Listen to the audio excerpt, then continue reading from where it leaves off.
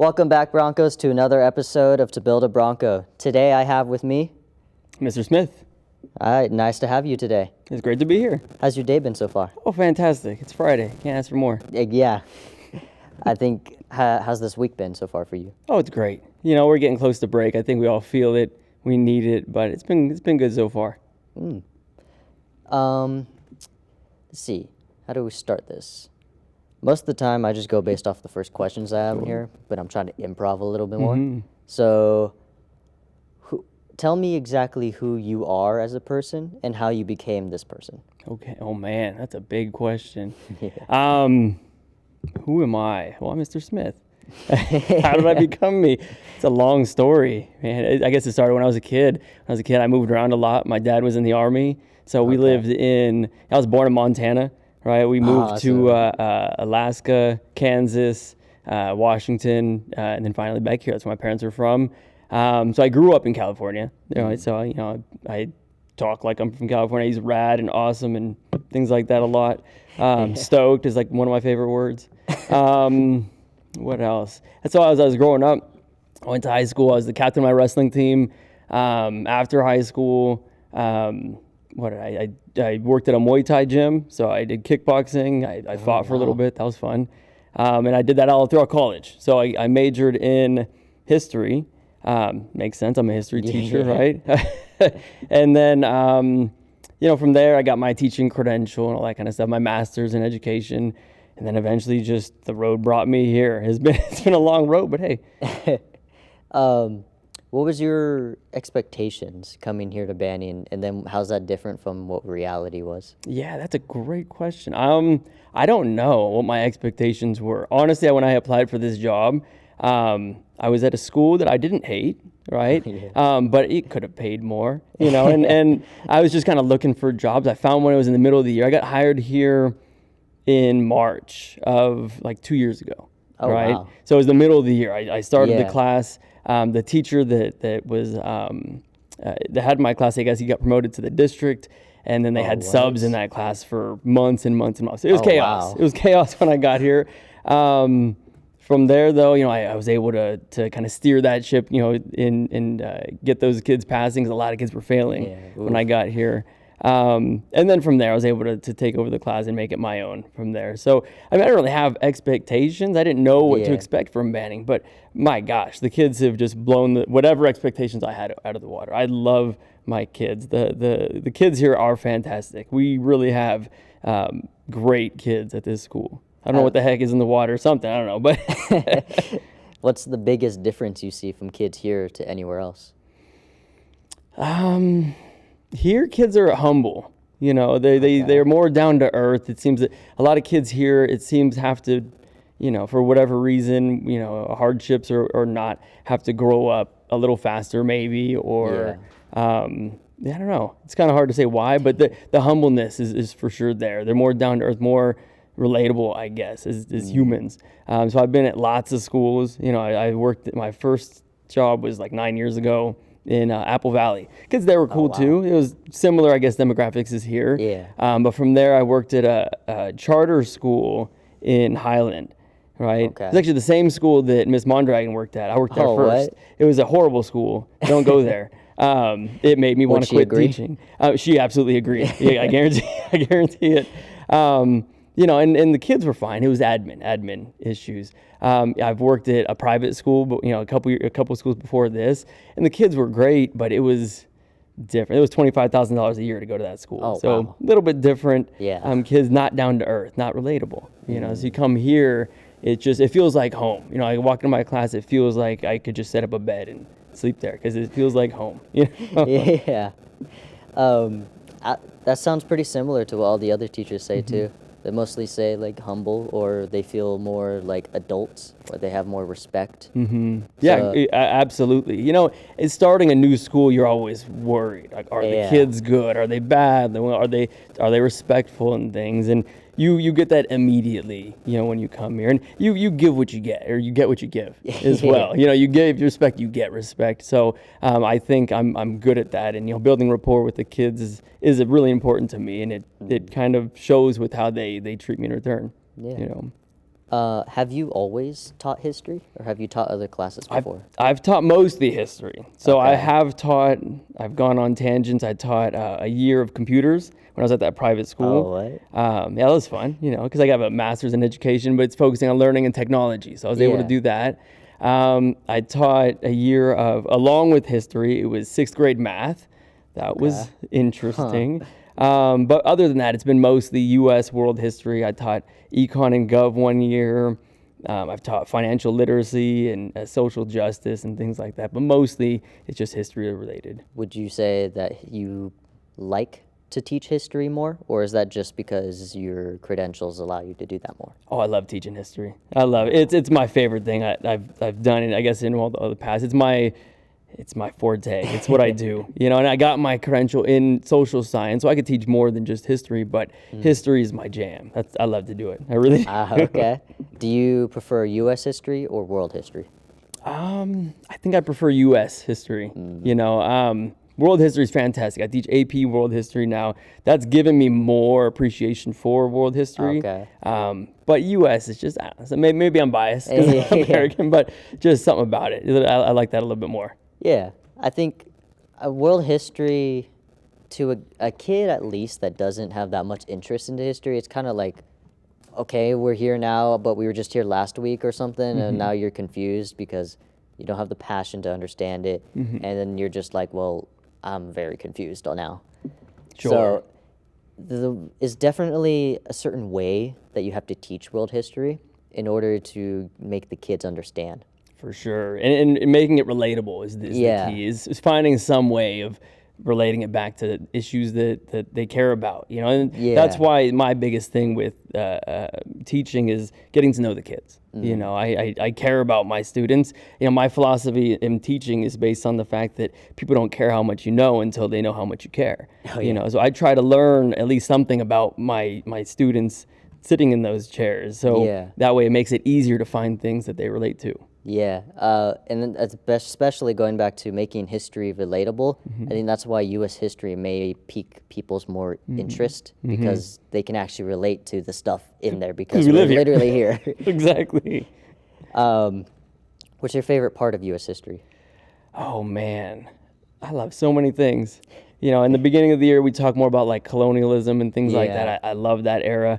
But always like right now, we're getting to like World War II, Cold War era. That's always interesting. Super depressing things that go on, but very interesting. And then yeah. the kids tend to gravitate towards that stuff too. Oh yeah, a lot more action. For sure. Who doesn't love war, right? Yeah, except for the people during war. Except for the people fighting and dying. Yeah, sure. What's your favorite war that happened from the U.S.? Oh, favorite. Oh, I don't like any wars. War is bad across the board. In terms in of terms of studying coolness. it, coolness. Probably World War II. Okay. There's so many interesting things. Like every time I teach it, I always try to learn more about it because that's Yeah. the beauty of history. Is I could learn my whole life and still not know everything. Yeah. So I'll watch documentaries on Netflix and things and just try to re-up my knowledge or just learn more stuff. And every Yeah. year that I teach it, I learn more stuff, and it's awesome. I think what's interesting about World War II is, I guess maybe you can say the same about World War One, but World War II is kind of like the most black and white war. Like these are the good guys and these are the bad guys. Right. Literally every other war in history is like, well, it's iffy. Right. I try not to use good guys and bad guys too much, Yeah. but I catch myself every once in a while like, Yeah. hey, the Axis, that's the bad guy. Yeah. It's hard not to because Nazis are bad. Like, Yeah. So it's really interesting. I wonder how other countries would teach World War II, especially Germany. for sure, I've wondered that too. I've been meaning to look into that. I'm not sure. Like, do they call themselves the good guys? Can they? I don't know. My friend over there, he's actually part German, Okay. so he may Okay. have a little bit insight on that. Okay, that makes sense. Just kind of brush it under the rug real Yeah. quick, move on. We don't need to talk about that. Nazis are bad. We know this. Yeah. Well, I don't know if America does that.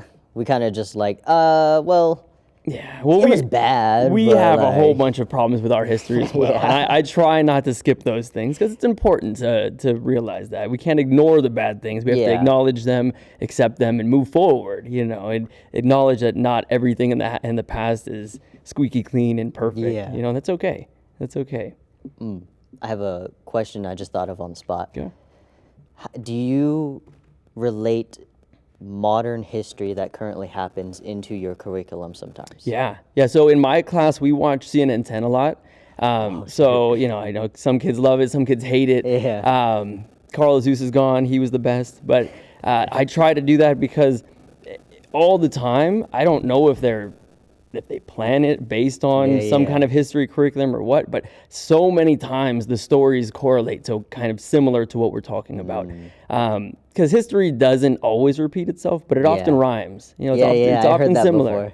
before. So very often, like, oh, remember we're learning about this over here? Well, guess what? It's happening right now, or something similar. So I try to do that as much as I possibly can, and being up on current events helps me do that.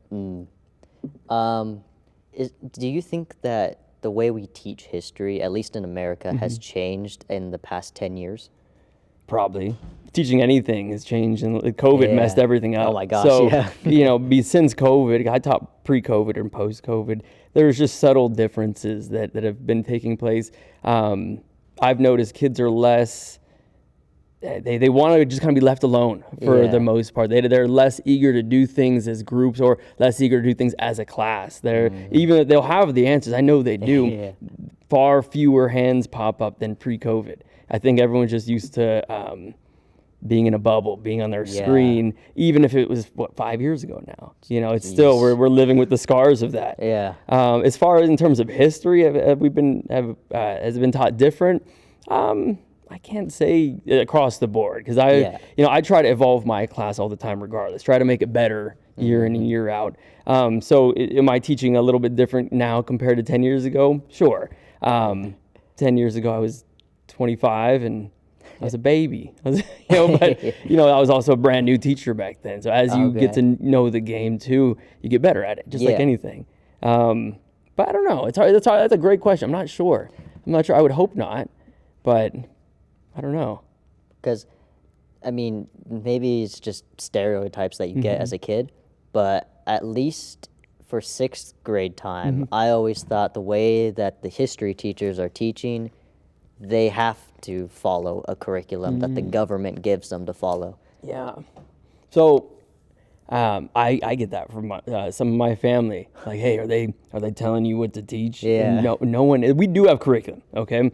We have frameworks and we have things that we're supposed to touch, but the way we get there is kind of up to us. We have a textbook that we go off of, but like my notes and things like that, I make all the stuff that I give. Right. So no one's really forcing me like, hey, make sure the kids know this. No, I teach the stuff that's on the framework and I make sure I'm checking all the boxes, but the way I get there is up to me. So that's why I love teaching history, because I get a lot of freedom with that as well.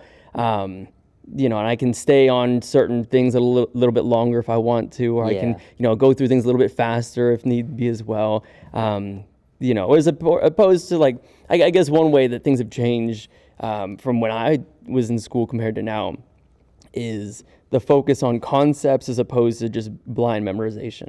Because when I was in school, it was you got to remember all the dates, you got to remember all the people. You don't even know why you're learning it. You just remember it all. And the second you get tested, you forget it all. But now, especially in my classes, I try to focus on concepts, and I know a lot of the other history teachers do as well. Whereas, the dates and all that stuff, you can Google that stuff. But the concepts, that's the things that try to stick out to you that you can't always necessarily Google that are more impactful anyways. That's why we're learning it. That's how you learn from the mistakes of the world. Exactly. You learn the concepts of those mistakes, not just the facts. Exactly. You're not going to learn the mistakes based on the exact day that it happened, but the mistake of that day is the important lesson. Yeah. All right. I like where this conversation's going too. What do you hope the kids will learn from history? Sure. I try to teach my kids not just history, if that makes sense. Like, history is amazing. I love history. But I'm trying to teach life skills at the same time. You know, I try to, I know that not everyone's going to be a historian. That's okay. My Yeah. goal, I tell them at the beginning of the year, I ask them, who here loves history and who here hates history? And I want honest answers, and who's just in the middle. And that's where a lot of people are. And I say, okay, wherever you're at, I hope I can just make you enjoy it a little bit more. If you hate it, I can hope that you hate it a little less, right? And I've turned hate to love before. I have. But I'm also trying to, I realize that they're not all going to be historians or history teachers. That's fine. But I try to help them succeed in whichever path they're going. If they're hesitant on college and things, I try to have conversations with them. If they're joining the workforce right after school, okay, cool. Where are you going to go? Are you going to join a trade school? Again, I try to get to know my kids so that way I can help guide them in the future as well. I think that's the teacher's job, not only to teach the subject, but to help them in the future, because that's what we're doing here. Yeah. I think otherwise, they're doing if I gauged my success based on just their knowledge of history, I'd be depressed because the next year, I can't remember everything I learned in history in high school. But the concepts, the meaningful moments that those teachers had in my life that helped shape me, those are the things I remember. And those are the things that I hope to leave with my students. Okay. How do you hope that they'll remember you after they graduate? Oh, man. That's a good question. Because who do you teach specifically? I teach sophomores and juniors. Okay. Right? So I hope... I don't know. I just hope they have a positive view of me. I think when they think of me, a smile. I always have a smile on my face. Good day, bad day. They can never tell the difference. Yeah. Hopefully not, at least. So I know someone that had helped them, that cared about them. All right, because that's what it is. Okay. I'm really good at gauging people. If you're having a bad day, I can sense it, and I'm going to ask you, is everything okay? Yeah. All right. And if you need to talk, and if not, I hope the day gets better, right? And things like that. So just someone that cared for them and I guess just a overall positive view. Okay. Because this is your first year here at Banning too, right? So this is it's like second and a half, I guess. Okay. If you because I started the middle of the year like 2.5 years ago. Yeah. So you have at least another 2 years before any of them graduate? If any kids you've taught? No, so I have a handful of kids graduate last year from that first year that I was here, because I taught a junior class that year. I have more kids graduating this year because I taught one junior class last year. This year I have 2 junior classes, so next year I'll have a few more. But yeah, it's always sad. It's part of the game. Even when kids move away, kids graduate, it's part of this game. One of my teachers in the teaching credential told us the hardest part about this, aside from the actual teaching part, is we're planting seeds for trees to grow, but we're not going to get to sit under that shade. So we don't get to enjoy what you guys become in the future and things like that, which you just have to kind of accept it. Yeah. I think the students are definitely going to remember you because you were one of the top 3 teachers requested to come on here onto the podcast. Oh, really? Yeah. Well, there you go. That's kind of crazy. Oh, guys. Yeah. What do you think makes a person truly successful in life?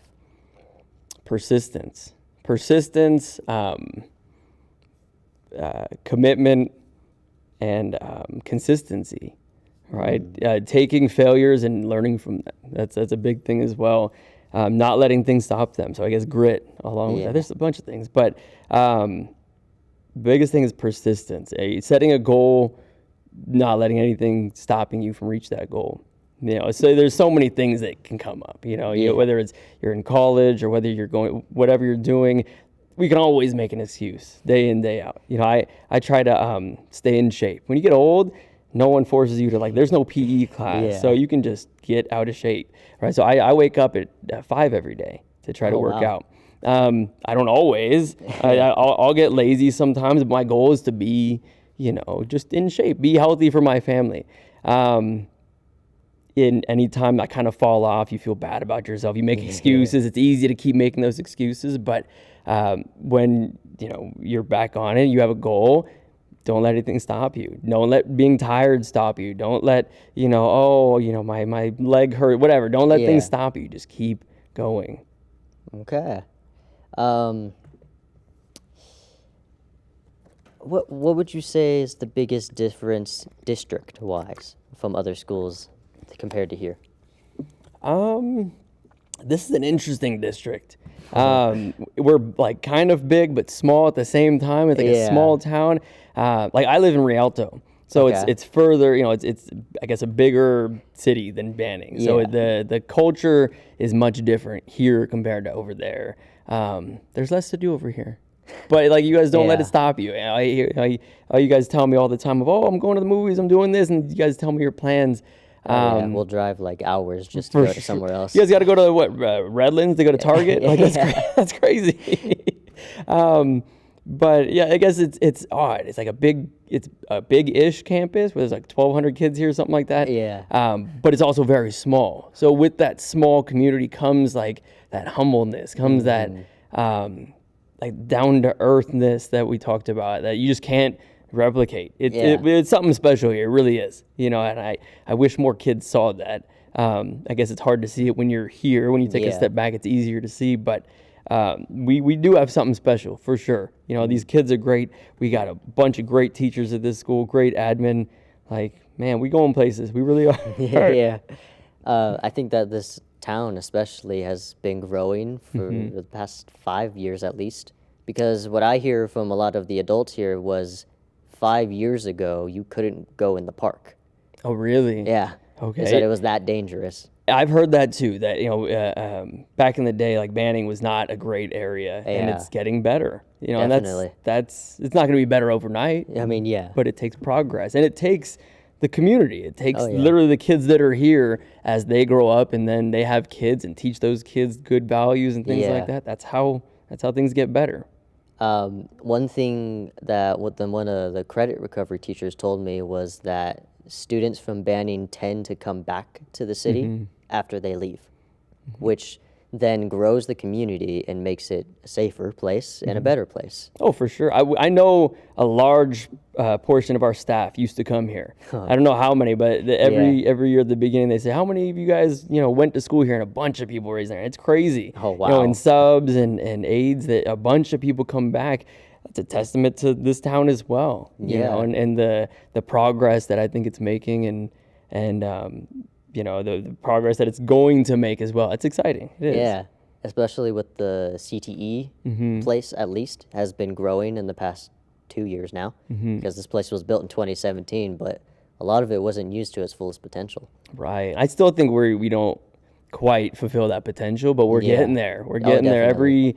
every year, just a little by. I mean, look at this place. It's Yeah. crazy. No, Like this I was didn't- not possible I last didn't year. know this existed even. Yeah. I'm glad you sent me that video because I would not have found this. Yeah. I had to get another video because the one before that, the teachers were confused. Okay. And I actually keyed in that arrow to tell Oh, you, nice. like, The arrow is that is that perfect. door. Yeah. What, in terms of how you teach, is there anything you would want to change that you can't change from a higher position? I don't know. There's a lot of things I guess that you could change and you could want to change in things, but it's tough. So Yeah. I guess the biggest thing is like cell phones. Right? I don't hate cell phones. I don't love them either. Right? I think I'm not a fan of like taking cell phones. All right, but I am a fan that kids get distracted. I'm a Yeah. fan of teaching kids how to use technology because in the real world, no one's going to take your cell phone. Your boss isn't going to take your cell phone. They're just going to fire you. Yeah. Right? So we need to learn how to use technology in an appropriate way and know that time and place are important things to learn. So like in my class, if a kid's on their phone, I'm not going to yell at you. But if you're not doing your work, now we're going to have a conversation. Yeah. Now I might take your phone and go, I'll put it on my desk and Yeah. I'm going to charge it for you. That way you can focus, right? But it leads to those conversations to help that growth process. Because like I said, I'm not here to just teach you history. I'm here to teach you life skills. Yeah. And that's a big one. I mean, the cell phone, it's addictive. And, we yeah. get that ping in our pocket and it literally gives you endorphins and it is addictive. Yeah. As an adult, it's hard to not be on the phone sometimes. But is that how we want to live our life? Yeah. We want to live in front of a screen while life just passes us by. Yeah. You know, it's tough. You know, as a dad, I have a 8-year-old kid. I'll find myself sometimes, you know, checking baseball scores or whatever. Yeah. And my son's asking me a question, and I have to like, wait, I don't want to answer you with a screen in front of my face. Yeah. It's not a good look, you know, because then he's going to want to be on his phone all the time. Oh, yeah. So, you know, you have to model good behavior as well. I guess, so that's one thing I guess I would change, but I don't know if taking phones away is necessarily the answer either. Yeah. So it's tough. It's tough there. It's because I think that since we have two generations that have grown with this technology, the first generation was introduced to it. They weren't Right. born with it. For sure. That's So my generation. That's a huge difference. there. When I was in high school, we had cell phones, but they were flip phones. Yeah. So like you could text, but it wasn't like that big of a thing. Yeah. It was mostly pagers, wasn't You it? know, well that was before me. I'm not that old. Oh, okay. But we had flip phones, and then eventually like fancier phones started to come out. Like they would flip open and they'd have a sideways keyboard, and then slowly but surely then the iPhone came out, and then it was just the rest is there. But it wasn't a problem like it is now. Obviously, it wasn't as Yeah. addictive. There wasn't much you can do on your phone like you can today. It was like an extension to your life. Exactly. You're just pretty much just passing notes. Yeah. You know, because you're just texting your friends maybe, but most of the time not really. Yeah. You know, whereas now, you know, you walk the hall and kids are just buried in their phone. You know, Yeah. they'll be friends sitting, you know, standing right next to each other, and they're not talking because they're both Yeah. on their phone. That's weird. You know, like we need to Yeah. learn social skills. You know, Yeah, eye I think- contact and things. That's important. I think that this generation that was born into it, they didn't make an extension to their life. They made it their life. For sure. For sure. It is, and they'll have their whole everything is their Yeah. phone. If you know, even threaten taking a phone away from some of these kids, you can see the anxiety in their face. Like, oh Yeah. my God, no, I can't live without it. You know, it's Yeah. crazy. That's how you know it's a problem. Oh yeah. I think phones are definitely one of the most pivotal things that at least schools have had to adapt to. And now we're at another phase of another pivotal moment with AI. Oh yeah, AI. I mean, AI. It's another thing. It's like a love-hate thing. Yeah. I don't hate AI because AI can be used for good. You know, as a teacher, we can use AI to help us lesson plan. Yeah. If you know how to use it, it's a great tool. Obviously, as a teacher though as well, it's not, or as a student, it's not hard to just input your prompt and then boom, there's your essay that you had to write. Yeah. You know, and it wrote it in 2 seconds. I also tell you as a teacher though, it's really easy to detect AI. You know, I can tell if AI wrote it. It's Yeah. not hard. Also, there's AI detectors, so we can catch those Yeah. as well. But it does create obstacles because now I got to do more work. I got to figure Yeah. out, wait, is this kid actually writing at this level? And then you might have to copy and paste things. It's like it does add more complexity to the job. Yeah. You I know. think since we're at the intro of AI too still, kids haven't actually learned how to fully use it. And so when you say that you can detect just by reading it, that's probably because all they did was type in once and then they copy and paste it. Right. You, Well, I know you they got to have, do a you're little bit right. more than work than that. I know they have at like least. humanizers now and stuff too, and things like that. Yeah. It's only going to get better, which means that we're going to have to adjust even more. Oh, yeah. Yeah, it's tricky. Which- a lot of things in my class though too are on paper, you know, because I think we did so much computer learning through COVID. Yeah. Kids are scarred from that, and a lot of my stuff, we do notebooks in my class, so most of the things are done on paper. So even if they do use AI, they at very least have to write it down. Yeah. Which means that they're at least learning something, maybe, you know. Yeah, but they at least have to read what it Right. wrote and to actually write it down. right. So then I guess that does kind of solve the obstacle there. Right. In some ways, it's still not Yeah. perfect, but we're just gonna have to adjust. You know, Yeah. that's always, you know, that's this game is we're always adjusting to the times. You know, as Yeah. technology improves, we have to change up as well. Do you think that the schools are pushing away from AI, or are they actually figuring out how can we adapt this into our curriculums? I think a lot of schools are inherently reluctant to change. You know, I think they, especially technology, as technology, you know, Yeah. changes and gets better or worse, you know, subjectively. I think a lot of schools are inherently just want to take it away. Let's take it away. Let's try to figure out how to stop them from doing this, Yeah. as opposed to let's figure out how to, roll with the punch and figure out how to use this to our advantage. You know, Yeah. like I said, you can use AI as a teacher to help you lesson plan. It doesn't mean that you type in your prompt and you just blindly copy and paste it and you're Yeah. done. There's still a lot of work that goes into that, but it can create a great skeleton of a plan at least. For sure, save you a bunch of time. So I do think, though, just inherently, lots of school districts just want to get rid of stuff like the cell phone.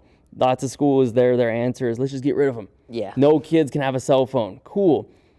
Will they learn better? Most likely. Will Yeah. they interact better? More than likely. Yeah. Will they learn that skill of how to, when to use a phone correctly? Maybe. I mean, maybe that'll automatically teach them because they know they're not supposed to have it in a class. Maybe that'll translate into not having it at a job. I don't know. Do you think that the like alcohol or drugs? Do you think there should be an age limit on phones? Because Ooh. with phones, you Right. kind of just enter a whole nother world, and you just give that to a 13-year-old. Right. So I think that is a parental question. Like I have a Yeah. son. He has a phone, but we also monitor how long he's on that phone, what he's watching on that phone, Yeah. all that kind of stuff. And well, because our main points for making an age requirement on alcohol and drugs is it can hurt you. For sure. Phones can do that too, in a way, though. I think, that's a great question. I think social media for sure should have age requirements because of the harm that can do. And people make social media, especially young people that are impressionable, they make social media their whole lives where, oh my God, I'm not getting enough clicks or enough likes or whatever. And they literally base their emotions off of that. That's a Yeah. problem. I think social media for sure should. Cell phones probably, in all honesty, as well. Because, I mean, especially, you start driving at 16, okay? At 16, you feel invincible. Yeah. Some of us feel invincible. No, that'll never happen to me. I remember being 16. It wasn't Yeah. that long ago. So when you start to, text and drive and things like that, when you're already easily distracted, that can be an issue. Because now you're not only a danger to yourself, but you're a danger to others. So probably, Yeah. probably not a popular opinion, but probably. Well, most of the time, progress isn't a popular opinion. That's a good point. I think we're running out of time soon, so we'll go into some fun questions, and then I'll ask you the final question. Cool. All right. What's a hobby or passion that you have outside of teaching? I play the drums. Really? Yeah, I have a drum kit at home. That's my way of letting off steam. So I'll go, especially if I'm stressed or whatever, I'll play the drums for 20, 30 minutes, just put on my AirPods and just Yeah. jam out, so that's I love doing that. I used to be in a band. That was fun. I'm old now, so I can't do that. But so that was cool, and I still have a punching bag at home. So I'll go. I didn't forget how to do Muay Thai. I'll still, Yeah. go punch and kick and stuff like that. My bag at home. But other than that, my whole life revolves around my family. So Yeah. most of the time I'm hanging out with my wife, my son, and we'll do whatever we want. We play lots of video games and Yeah. things like that together and watch movies and things like that. When you do the drums, do you have certain music that you play, or do you just go based off your own beats? No, I usually play the music. Every once in a while I'll turn off the music and just play beats or whatever, but it's more fun to play the music. Yeah. So I'll play to early 2000s, pop punk is my favorite, Blink-182, Sum 41, A Day to Remember, stuff like that. But I like all kinds of music, so I'll play to anything really. I'll play to rap and reggaeton and anything with a good beat. I'll play to it. Then what's your favorite music to listen to? It's pop punk, Okay. So that early 2000s, that's my jam. Pretty much stuff when I was in high school with. Yeah. Blink-182 is my favorite band. I have their logo tattooed on my foot. I got that tattoo with my best friend, who we've been best friends 25 years. Wow. And that's his favorite band too. So Wow. All right then. How do you listen to music? how? Do you use the radio, Spotify, Pandora? I use Spotify. So Okay. my wife, I always give her crap because she listens to the radio every day. What are we doing here? We have all the music at our Yeah. fingertips. You're gonna listen to commercials? That makes sense to me. So I listen to Spotify, usually very loud. And if it's songs I know the words, I'll sing at the top of my lungs. Yeah. Especially too with radios, you can't choose what you're listening to. Oh, I hate that. I hate Yeah. that. Growing up, we had to, oh man, in the dark ages, we had to have commercials and we didn't get to pick our music. We don't have to do that anymore. We don't have to watch commercials or listen to commercials, and we get to pick our music. So why wouldn't we? It doesn't make sense. Yeah. Let's see. This is one I got from students that they want me to start asking teachers. Mm-hmm. You know the whole, even if when you were a student, I don't know if this was a thing, but when you colored your folders for certain subjects, Okay. what color is history? History was red. Okay. History was red. Math was yellow. Science was blue. English was green. I think I have the same thing, except history was green. Okay. That's wrong, unfortunately. Well, maybe it depends on the culture too, because when I was doing that with colored folders in history was when I was in Montana. Okay. So maybe it's different over there than it is to here. So you lived in Montana? Yes, I was born here and then was here for 7 years, and then my mom took me on buses, and then we lived in Montana for 7 years. Okay. That's a good point. This, What my part of own what part of episode. Montana? Billings, Montana. Okay. I was born in Whitefish. Okay. So I don't know where. I only lived there like a year and a half, so I don't know where that is. But Yeah. it's okay. Well, because when I went to Montana, I thought it was like, oh, we just could find some random city. It was actually the second biggest city in the state. Right. Right. So I was like, okay, there's a bit of a difference here. For sure. But then when we go on road trips, I was like, this place is actually really huge. Right. It's like a 3 hour, maybe 4 hours drive before we got to where we lived. And when we were coming into the state, and it was just all farmland out there. I was like, no, this is still Billings. I was like, what? Wow. There you go. I need to go back. I still have a whole bunch of family in Montana. I need to go visit them.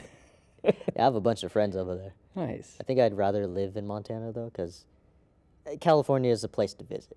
Okay. Okay. So far, I mean, I'm not an adult and pay bills yet, but so far I feel like it's not the best place to live. It's tough here. I Yeah. love it here. I do. But you do need to have, it helps to have a decent paying job and things like Yeah. that because everything's expensive here. So, Yeah. if you get that and, you get yourself located centrally somewhere, the nice part is we're close to everything. We're close to the beach, close to, if we want to get snow, we're close to that. But everything is very expensive. So that's kind of and there's a whole bunch of way too many people. People need Oh to my start gosh, moving yeah. out. Like, Let's see. Oh, what is the history of your last name? I have no idea. No, my it's Smith. So I mean, any Smith that we come across in history, I'll be like, oh, it's my cousin. I don't know, or not, but I don't know. My grandpa is. His dad was like an orphan, so he didn't know Okay. his dad. Or I don't know if he didn't know his dad or something. But either way, we don't really know. He grew up thinking he was Irish, but he wasn't much Irish apparently. He did one of them DNA tests. Oh, wow. So the most I am is Italian from my grandma. But I don't know where Smith came from. I have no idea. It's the most boring last name ever. But hey, it's easy to remember at least. Yeah. What's a common misconception that people have about history being taught in class? That is boring. I mean, every year history's, you get the conception that history is boring from the students, especially at the start of the year. Yeah. And there are boring parts of it, sure. And there's days where you have to read and that's, Yeah. whatever. But absolutely it's not boring. History, the stories through history are crazy. If you really learn about them, they are crazy. If you've had a boring history class, it's because you had a boring history teacher. That's how it Yeah. goes. Do you think that students would be able to learn better if, for the film industry, took good adaptations from textbooks and stuff? Okay, so more historically accurate Yeah. movies. But not too historically accurate, Right. because when you do that, then it feels like documentary. For sure. Then So it gets you- boring. Like, yeah. So they could Right. add certain stories or stuff that isn't actually real, but then at the end still give the same message that you wanted to learn from that. Right. I love using movies in the class. Film, clips and things like that. Yeah. Even if it's not a perfect historical representation, I'll give the caveat, before showing Yeah. it. Like, hey guys, this is dramatized. Heads up, but it gives us at least a visualization as to what was going Yeah. on. Because there's one thing about reading about it; it's a whole nother thing to be able to see it. So I think there is value in that for sure. And the more, the better. And because the more recent the movies too, the more relevant they are. The Yeah. better that the graphics and whatever might be as well. It just makes it more fun to watch. Yeah, especially because emotion isn't portrayed that well on just a piece of paper. For sure. But when you have someone's dialogue trying to act out this emotion, then they can make you feel in a certain way, Yeah, a certain mood. Easier to make that connection. One Yeah. of my favorite things about history is the empathy, right? So teaching the kids how to see yourself in others, even if they lived 100, 200, Yeah. 2,000 years ago, that these were human beings, just in a different set of circumstances, So if Yeah. you were there, what would you have done? Kind of a thing. That's one of Yeah. my favorite things about history. You ever get the questions of like, what if they had this? What if they have this technology? Oh, how yeah. things would change? All the time, and it's fun to kind of, play that game, oh, Yeah. what if they had, whatever, but, I think just interesting enough, what did they make use of what they had at the Yeah. time, and how was that the best option for them? Those are Yeah. the fun questions, I think. I think what's interesting too is, I don't mean, has it been at least like only 200 years, at least for America, that we've had the modern stereotype of school teaching history? And how that's going to change in the future, because at the moment we teach history in like ancient times, which obviously that's always going to be there, but films, for an example, they're going to become a very big part of history in the future. At the moment, it's kind of like, it's a little bit recent still.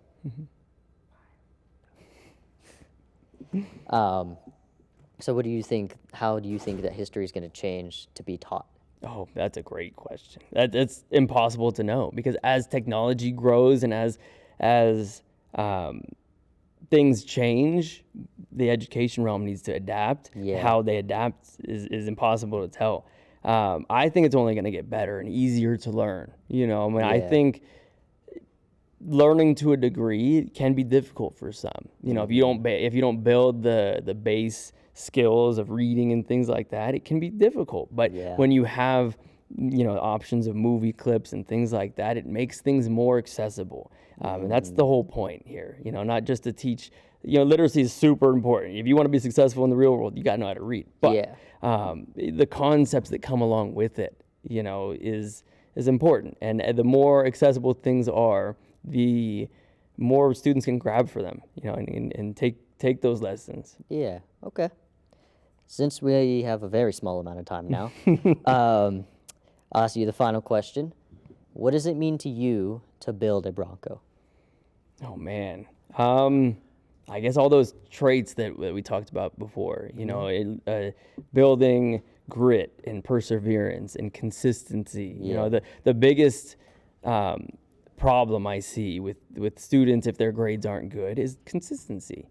Because they always tell me the same thing. I'm gonna lock in, Mr. Smith. I'm gonna lock in. Yeah. And they'll lock in for like 2 days, and then that third day, Yeah. they start to slip. So but our kids are super resilient as well. So a lot of times too, they just need a little bit of a reminder, and then boom, they're right back on it. So I think we're building successful students here. And we're putting the work in, and then to their credit, they're putting the work in as well. So I think the future's bright for Banning. The future's bright for the Bronco community for sure. I'm Yeah. excited to see where it's gonna head. All right, well, you're making him cry over there. That was the most beautiful answer I think I've heard. No, I appreciate it. He's probably heard like 2, but. All right. Okay, we ought to end it off now. Okay. Thank you for coming on, and I hope that you enjoyed this time being on here. Yeah, this is fun. Thanks for having me. Yeah. All right, then. That will be the end of episode 8, one of the episodes. 9-ish. Yeah. 9, you said 9 at the beginning. All right, it's 9. I just got informed. All right, I'll see you guys on the next episode. That's all I had to say. All right, there we go. Hey, thank you so much. Yeah.